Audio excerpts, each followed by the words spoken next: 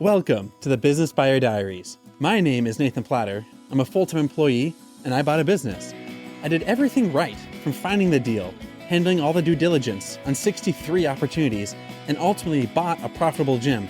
And boy, was I in for a big surprise as a new owner. I chronicled everything in real time, including the biggest wins to the stressful nights at 2 a.m. I'm sharing my journey without sugarcoating anything, so you don't make the same mistakes that I did. Here's today's episode. Happy Friday! Well, today I had a good chance to catch up with the GM. So next week is his last week, and dude, he landed it's crazy, but he landed a role. He's been talking to friends, trying to find a role, and then I promised him severance and some stuff, but he's like, hey man, I'm struggling to find a role, and he found a role at a local car dealership through referrals, through some networking, and someone said like, hey, like the GM, he's a good dude. He's great at sales. He's really good at this. And so he walked in, and after like 10 minutes, like, yeah, like you're hired. Like just fill out this paperwork and we'll get you going. They told him the OTE, the on target earnings in the sales world. That's like, if you hit your goal, that's what you'll make in a year. Dude, it's almost triple what I'm paying him. Like he can make over triple what I can pay him as a business owner. And dude, I'm stoked for him. I'm excited. I'm thrilled. He's not just interviewing, walking around town, trying to find a way to replace his pay, but like, I'm stoked for him. I'm excited. I'm celebrating it. And so he's with the business. He's with me through the end of next week, but then he starts this new gig shortly thereafter. And I'm intentionally not telling him the future of the gym. He knows that like it's not in a great spot. And unfortunately, like it sounds like everyone knows. Like random people are asking me about the health of the business. Are we gonna stay open? Are we gonna do this? We're gonna do that. I'm learning I should never have done that transparency with my staff. All it does is it opens up fear and anxiety, and now they get to be afraid multiple months, multiple days, not just that be sad the day that something bad happens. So for better or worse, like that's what I'm taking away. And now in the future, yes, I want to be transparent. I want to have open book policy. But for better or worse, I don't know like how that benefits the company.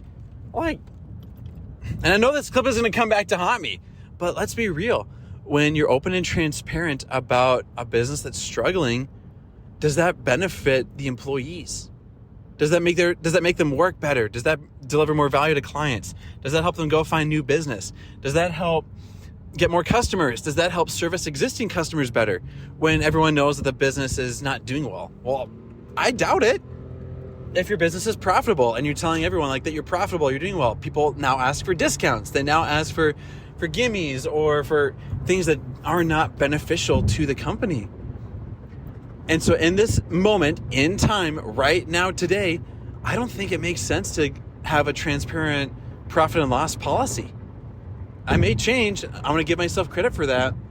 So if you run the clip and you don't include the clip about that, I want to have that open for readdressing the future, then you're violating the agreement here. But it's just something I'm learning. So based off the counsel that I've talked to and had,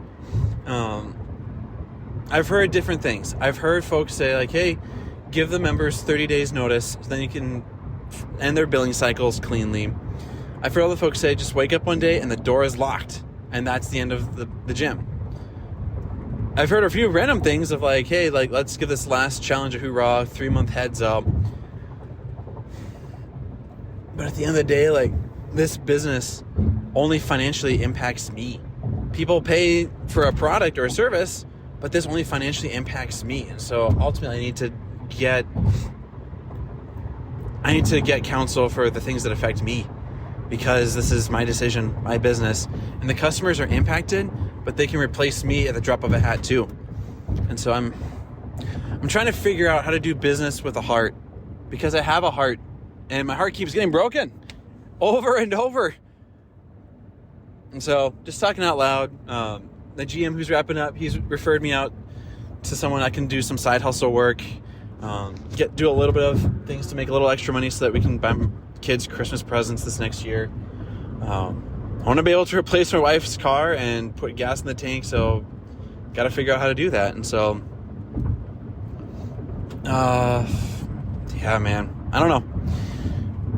All I have to say, this is the end of week 9 and had a good workout, got some work done for my day job, and we're going to go have a good day tomorrow and a good day today and go finish up work at home. I'm trying to think out loud on how to do this well. I'm going to do right by people, and for what it's worth, I want to help out the people like you not make the same mistakes that I made. And learning from the past, learning in the present as we go. So that's where we're at. That's where we're going. Let's rock and roll. This has been another episode of the Business Buyer Diaries. Subscribe so you don't miss the next episode. I hope you're realizing that business ownership is no cakewalk. Check the podcast notes for a link to the DIY due diligence program, the complete list of show sponsors, and for media inquiries. Music written and composed by Wes Schrock. I'm your host, Nathan Platter. Join me again on the next one.